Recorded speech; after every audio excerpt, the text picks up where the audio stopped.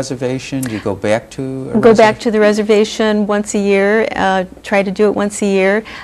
Because my work here has been very, very busy, I don't get a chance to go there as often as I like. Where's the reservation you're from? The Mescaleto Apache Reservation is close to White Sands, New Mexico. It's one of the most beautiful reservations that you could ever see. It's a small reservation, and when they gave us that plot of land, it was just desert. But we turned it into forests, water. It's just very beautiful. Mm-hmm. So. When you say small reservation, is small in a number of people living there or small in a number of square miles? I would say both, yeah. Mm-hmm. Mm-hmm. And you hear a lot about like alcoholism and other problems on reservations. Mm-hmm. Can you say a few words about that? Yeah, yeah. Well, I feel like, well, when we do the sweat lodge, I call it a sweat lodge, but it's really what we call a purification lodge. One of the things that all the elders pray for is that for not just the native people, but for all the people to relinquish the bondage of the karma of using like alcohol as a coping mechanism.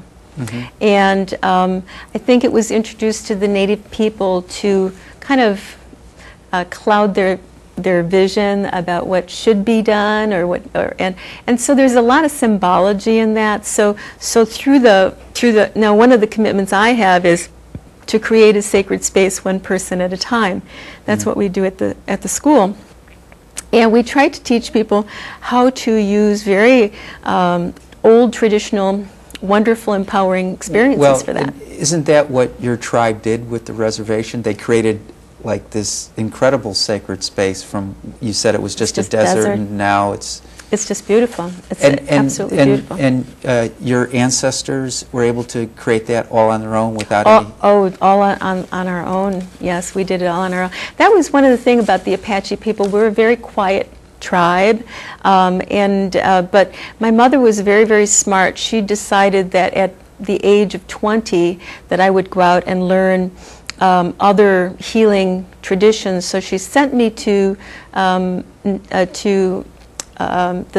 Tibetans to kind of learn a little bit about their tradition, and that's how I really started to learn about how very similar we were. I mean, they use mantra, we use vocables. We understand that, that sound connection really is very healing for the body, mind, and the spirit. Well, excuse my ignorance. I thought the Apaches were more warrior types. Yeah, that's what everybody says, yes. Well, please set me straight and our audience straight.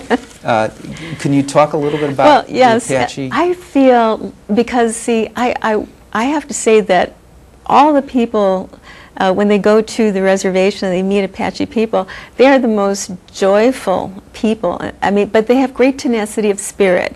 And like Geronimo was an Apache. There's the Apache Nation. There's the Chiricahua.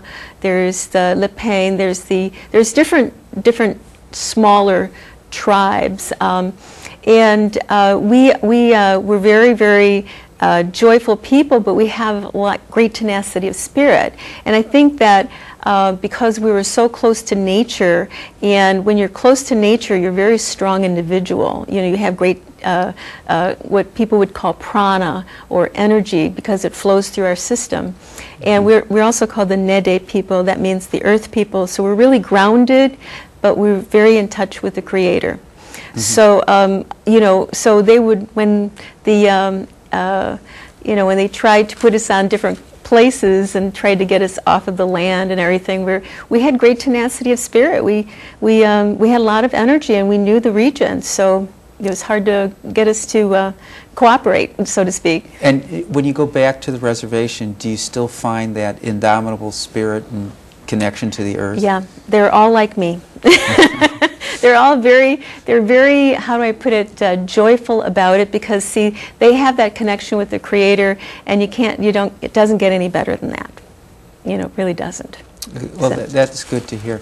Now, you're saying creating a sacred space one person at a time, and you have this center. Where's the center? Is center's in Chicago? It's in Evanston. We've been there for about 10 years, and we created a space where, you know, I started with a loving kindness meditation, which is a free meditation that we did every Friday at a medical center. It was the Moreau Center of Integrative Medicine. There was all these medical doctors, and they wanted me to be part of the protocol of healing, which I taught meditation, breath work, you know, doing some Native American singing to help people calm down with their, you know, stress and everything, or if they had cancer, meditation was really important. So I did that. And you mentioned that Native American singing can help people calm down. Yes. We have this beautiful drum. You said it was a gift earlier. Yes. Is there any symbolism in the artwork on the drum?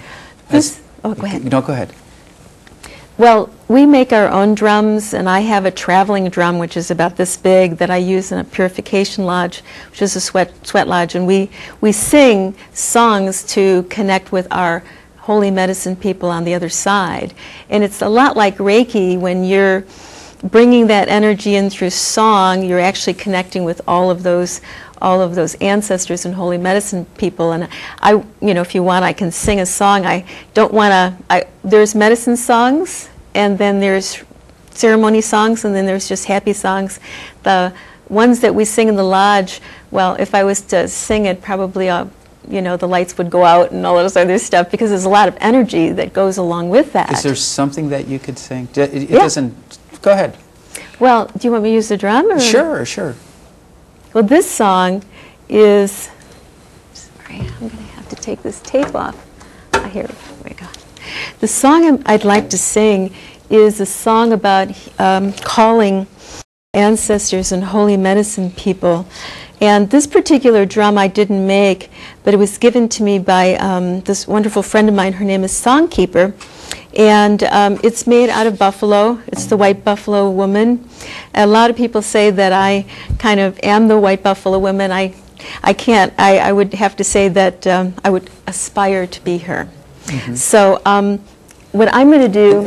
By the way, is this white buffalo woman like very famous in Apache lore? Yes, and in the Lakota people, she's the wonderful spirit who brought the pipe.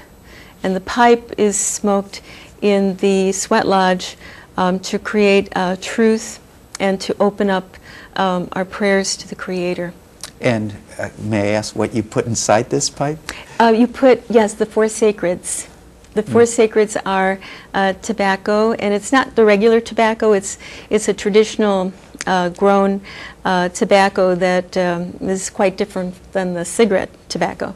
And then sweetgrass. Is it something that grows wild? Or? Yes, it's called kanikini. It's kind of like a root. So this is like, so it's a tradition passed down from one generation where to pick the... Right, and it's natural, and all of the fragrances of the four sacreds of sweetgrass, tobacco, sage, and cedar do different things. Like the cedar calls the spirits, the tobacco honors the Creator, and so forth and so forth. So, and the sage purifies the air, and the sweetgrass also purifies. See, silly me, I'm thinking there's going to be something psychedelic in that pipe. Oh, no. No. So sorry, but no, I want to, you know, I want you to know that when we do light all the sacreds, that it just allows for time and space to change, and that's what happens in. And again, creating the sacred space. That's correct. And could you smoke this tobacco outside of a sweat lodge, or You could if you wanted to, but normally we do it. We just use it for the ceremonies. And how often would you recommend a sweat lodge? Well, it really depends. We usually have one sweat lodge that's very special once a year, and we take a group to Sedona to do that. Anyone can come, and we teach them, you know, how to go into the lodge. And there's not a lot of rules and regulations because we don't believe in that, but we do believe in enjoying the experience just by allowing them to just experience